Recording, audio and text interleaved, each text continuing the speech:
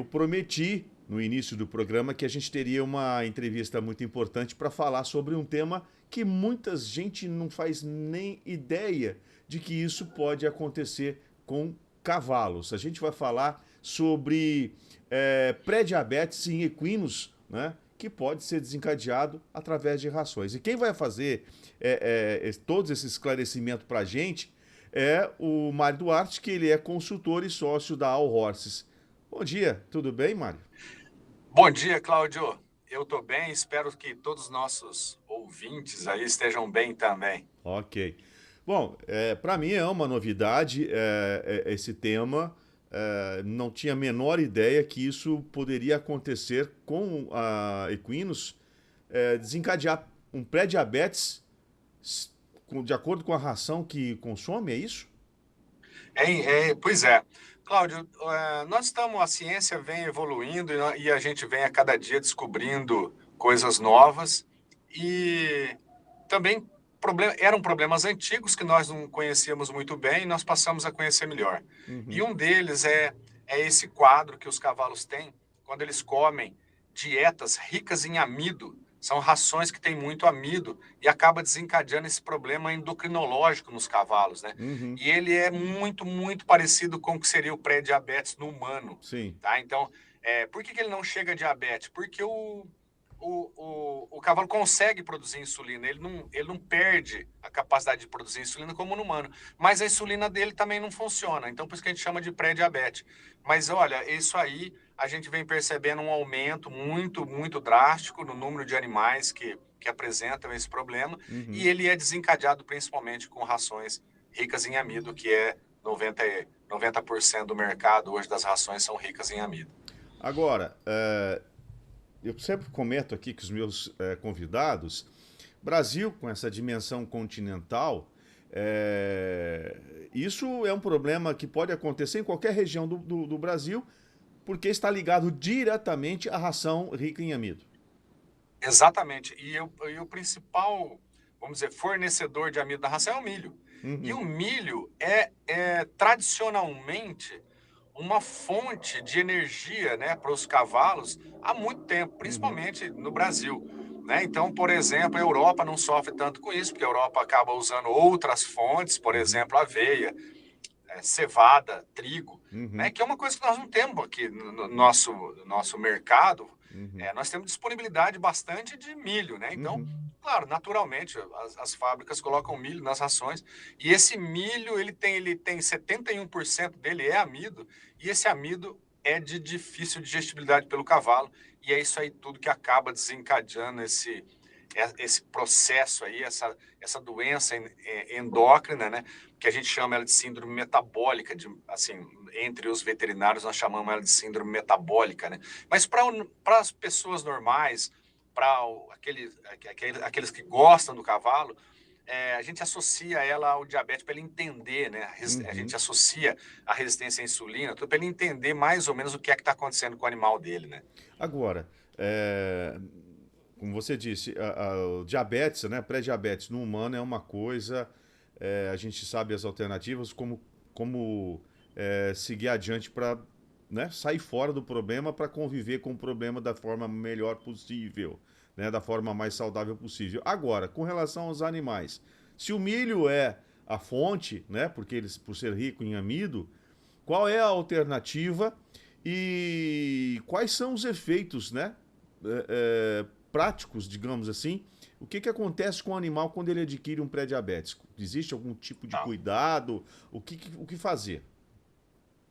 Olha, bom, então vamos lá. A maneira mais adequada de combater o problema, então, é reduzindo o amido na dieta dos animais.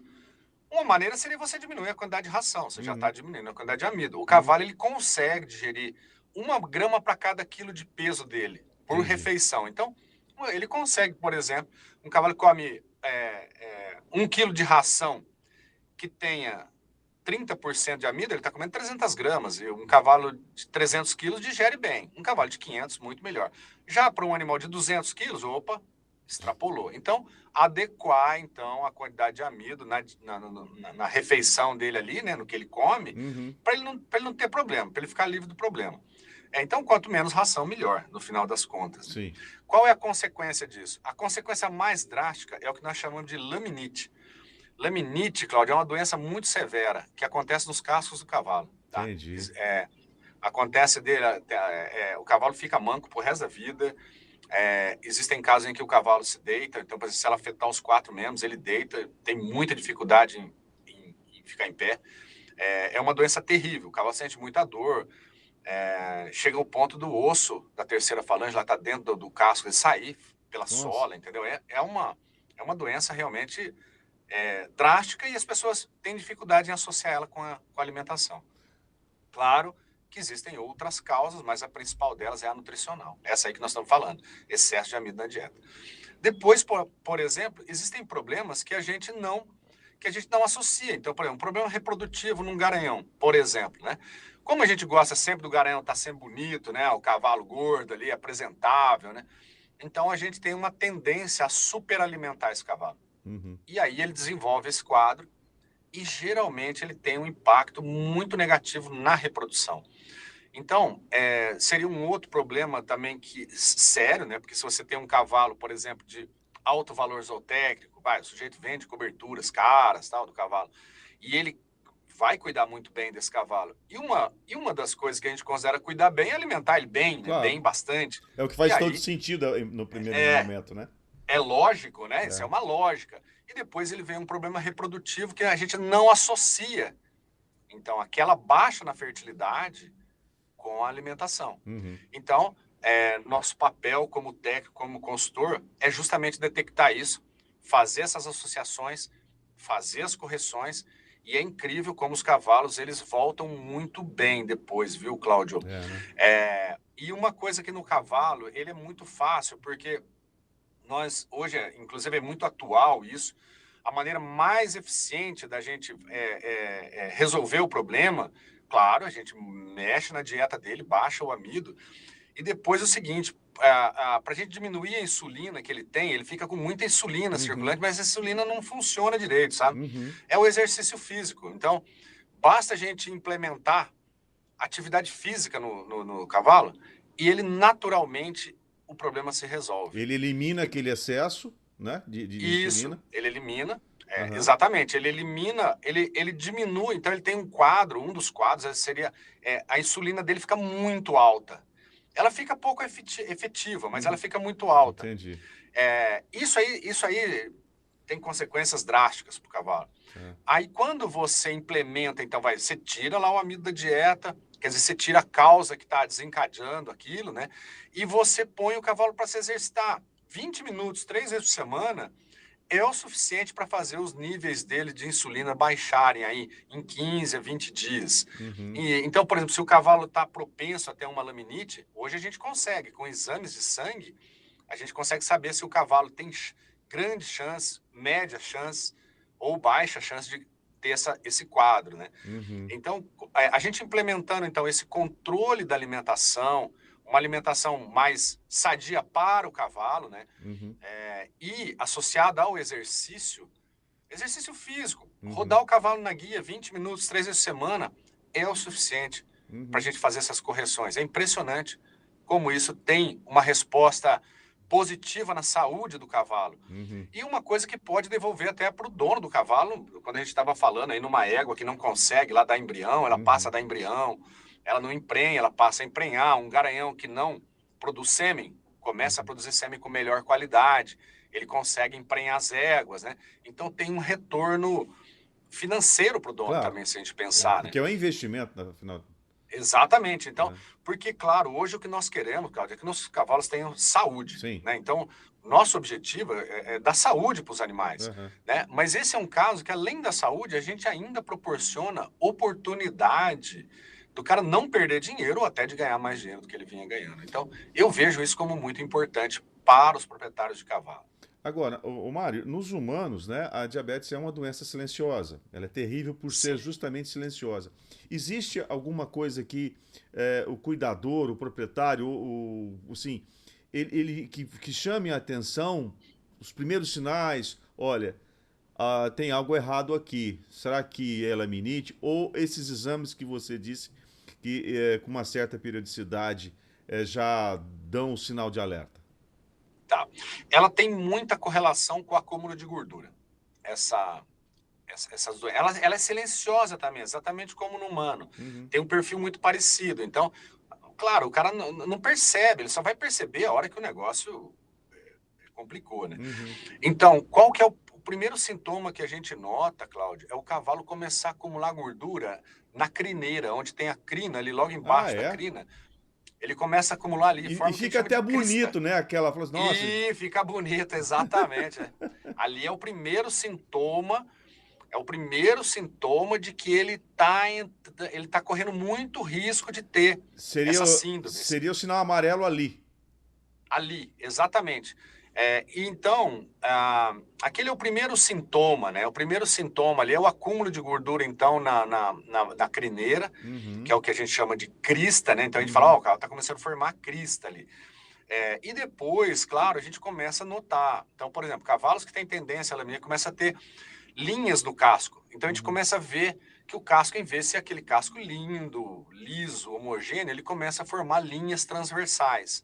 Entendeu? Então, Entendi. Isso também é indicativo que ele está tendo os distúrbios, né? Uhum. Agora, é claro, isso aí desencadeia quando, por exemplo, aplica uma droga chamada dexametasona, por exemplo. Então, o cavalo está bem, pum, aplicou, no outro dia o cavalo, o pessoal chama de aguado, né? No outro dia o cavalo está aguado. Ou então, por exemplo, o cavalo vai e faz o cara toca ele no asfalto aí, entendeu? Sai com o cavalo no sábado, vai visitar um amigo e vai fazer um passeio, e aí aquilo fica tudo propenso. A hora que ele dá o estímulo, desencadeia a doença, né? Entendi.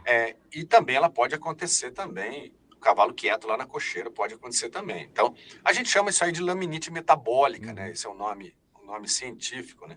Mas então ela é silenciosa, sabe, Cláudio? E o que a gente percebe é a dificuldade em as pessoas associarem esses problemas à nutrição. E são problemas sérios, né? Mas o cara tem dificuldade em imaginar que, poxa vida, eu cuido tão bem do meu cavalo, eu compro a ração mais cara, eu não deixo faltar, eu digo, eu que trato, então eu peço para o meu funcionário, não, eu quero que sobre ração. Tem inclusive aquele dito popular, né? Que para o cavalo engordar, basta você pegar a ração que sobra no coxo e passar no lombo dele, né? Então, esse é um dito popular, né? Hoje a gente descobriu que não é assim. Tem que haver controle, existem limites, e esses limites devem ser respeitados. Uma vez que você cruza essas linhas, você está colocando o animal em risco. Agora, então, é muito sério. Então, é legal o pessoal prestar atenção. Agora, você disse, interessante que você disse, porque realmente para a pessoa não vai fazer muito sentido, né? Todo esse bom trato que você está oferecendo, todo esse bem-estar, e só que a resposta é diferente, né? A resposta para o animal é diferente. Agora, isso aí não independe de ser animais de alta performance, animais de alta genética, isso o animal está propenso. Teve excesso de amido, a coisa começa a azedar. Seria isso para qualquer tipo de animal? A gente sabe que existem algumas raças mais propensas. Então, por exemplo, os cavalos ibéricos. Então, por exemplo, o cavalo lusitano é um cavalo que ele é mais propenso. E aí, por exemplo, o marchador lá nas origens veio também dessa região. Então, também é mais propenso. Então, por exemplo, o quarto de milha de trabalho, ele é mais propenso do que o quarto de milha de corrida. O quarto de milha de trabalho teve mais influência dos cavalos ibéricos, do Mustang americano, e o cavalo de corrida, mais influência do cavalo inglês. E o cavalo inglês é menos propenso a esse tipo de problema. E os pôneis são muito propensos. E dentro, assim, das raças daí, existem linhagens. Então, por exemplo, dentro da raça árabe, existe uma linhagem muito conhecida, muito famosa, de um garanhão que transmite um gene que ele confere, ele deixa os filhos mais propensos a desenvolver o problema. Então tá ligado à genética, então. Também, exatamente. Então, assim, não quer dizer, não, meu tem um animal inglês, E ele não vai ter? Não, pode ter sim, pode ter. Ele não é tão propenso quanto, por exemplo, um pônei. Uhum. Né? O pônei é muito propenso. Então, assim, tem o componente genético, tem o componente de raça, né? Uhum. Mas principalmente é tudo uma questão de quantidade. Uhum. Basta você exagerar, você vai desencadear esse problema mesmo numa raça que não é propensa. Agora, o cuidador ou dono, ele vai pensar, bom, se eu tenho aí um alto teor de milho, né? No caso, é proteína, né? E eu quero continuar alimentando de forma correta, ele pode substituir por outro tipo de alimento, ou a ideia é, atenção, todo o excesso ele é prejudicial? Isso, todo o excesso é prejudicial. Mesmo se a gente usasse, por exemplo, a aveia como fonte de energia, né? É, ela digere mais fácil, Uhum. mas também ela causa o problema, tá? Então ela Entendi. causa o problema. Basta que você dê o excesso. Uhum. A gente fala o milho, porque o milho ele é de difícil digestibilidade pelos cavalos, e o milho contém 71% de amido. A aveia, que seria o segundo alimento energético, aí tem 40%. Né? Então, a aveia tem 40% de amido Bem menos. e a digestibilidade da aveia é altíssima. Então, Uhum. uma aveia sem casca digere 99% do intestino Uhum. do cavalo. O milho pouco processado, o que é processado? É o milho quebrado. Seria aquela quirera grossa. Uhum. Ela digere 35%. Tá? Então, a diferença é muito grande. Então, essa digestibilidade influencia. Tá?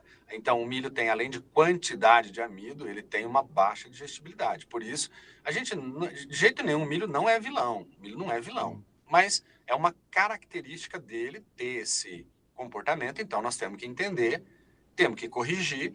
E aí, o conselho, eu acho mais válido, seria fracionar a ração. Tá? Por Uhum. isso que às vezes, antes a gente dizia, não, diminui a ração, ou divide a ração, né? Então, Uhum. esse era o conselho mais útil que a gente poderia dar aos donos, aos Uhum. tratadores, divida a ração no máximo de números que você conseguir. Uhum. Hoje a gente entendeu por quê, a gente sabe qual é o limite, então eu consigo, pela formulação da ração, fazer as contas, ver quanto é qual que é o limite que ele pode comer, que é seguro para ele, que tem baixo risco. Então, são formas de nós, vamos dizer assim, diminuirmos a chance, a probabilidade dele adquirir a doença, dele desenvolver a doença. Né? Uhum. E é perfeitamente possível, tá, Cláudio? Inclusive, o animal que tem já o problema, a gente consegue reverter. Claro que se ele desenvolveu a laminite, se ele tem uma laminite crônica, não tem o que fazer. Aquele cavalo, ele está comprometido pro resto da vida. Né? Então, Mas isso leva ao descarte ou não? olha, na Dependendo da verdade, seriedade? existe, com certeza, assim, a gente jamais descartaria um cavalo com laminite, né? Mas, por exemplo, ele para o esporte, um cavalo que teve laminite crônica, ele está, vamos dizer, inviabilizado para o Sim. esporte, tá? Ele não consegue, ele manca, ele vai mancar pro resto da vida. Entendi. Então, existem hoje veterinários especialistas que colocam ferraduras especiais, Uhum. e aí consegue contornar muito, muito as consequências, né? Consegue devolver muita qualidade de vida para esses animais. Mas, de maneira geral, é uma condição dolorosa para o animal. Ele manca, a manqueira pode ser muito forte. Existem cavalos que passam a maior parte do tempo deitada. E ela tem uma característica, ela comete muitos cavalos bem cuidados. Então, garanhões famosos, corre risco maior, aquelas éguas caras que o sujeito fala, poxa, aquela égua vou até colocar ela para dormir na cocheira, uma égua que eu paguei muito caro. Então, na verdade, ele acaba aumentando o risco, aumentando a probabilidade dela desenvolver esse tipo de problema. Bom, eu acho que nesse papo que a gente teve hoje, nessa prosa que a gente teve aqui, Mário, fica bem claro que o excesso é o fator principal para as causas da laminite. Por exemplo, excesso de amido, excesso de zelo no quesito, olha, eu estou dando muito alimento, mas não é isso que o animal precisa, não é isso que o animal pede. E também o olhar diferenciado para aquilo que o animal está mostrando em sua aparência, né? No caso do Isso aí. excesso de gordura na crineira, isso aí é bonito, mas não é bom. né? Pode até, tem gente que gosta, mas não é bom. É um sinal de que o animal está pedindo socorro de forma silenciosa, né? E também É isso mesmo. nos chama a atenção que nós temos que, além de determinados exames periódicos, a gente tem que também ir um pouquinho mais além para fazer com que aquele animal tenha um bem-estar também, e ele possa devolver ao seu proprietário não só o investimento, mas também o prazer, né, de ter um animal O prazer. saudável. Exatamente, exatamente. Eu já fui proprietário de uma égua com um aguamento crônico. Ela ficou 8 meses deitado, Cláudio. Nossa. Então, é uma égua que demanda muita dedicação dos proprietários, muito gasto com medicamento, com veterinários. No caso, eu sou veterinário, mas eu tinha que ter ferrador, eu precisava radiografar com frequência para ver a evolução. Aquilo exigia da gente uma dedicação muito grande. Uma energia muito grande, né? Isso, aumentava muito o amor que a gente tinha pelo bicho, porque aquilo fazia com que você, vamos dizer, a conexão com o animal fosse muito mais forte, e aí você fica preocupado se você vai perder aquele animal ou não, porque existe a probabilidade de morte é grande. Então, isso tudo tem uma consequência emocional para a gente muito grande, viu, Cláudio? Então, essa incrível era uma égua de salto que eu tinha, que o pai dela era o único cavalo a ganhar 2 medalhas de ouro na mesma Olimpíada.